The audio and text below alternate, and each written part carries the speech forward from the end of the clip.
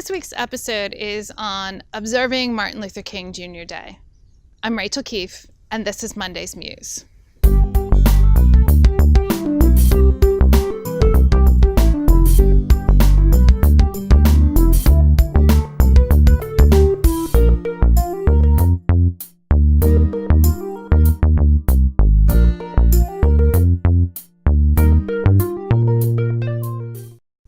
What have you done today to honor the legacy of Martin Luther King Jr.?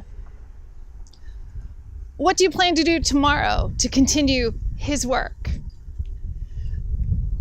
Martin Luther King wrote the letter from the Birmingham jail, and in that, he said that there will always be extremists.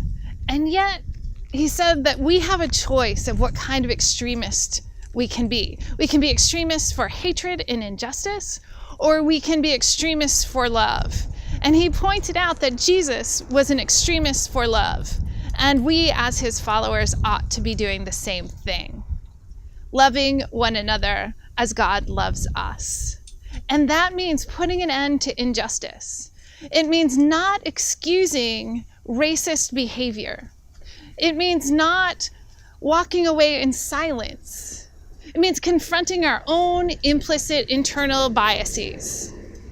It means recognizing the systems that are built on racism throughout this country and making a change, setting our lives in the direction of love and living accordingly, to raise our voices and break the silence, to advocate for justice, even if no one else is willing to do it.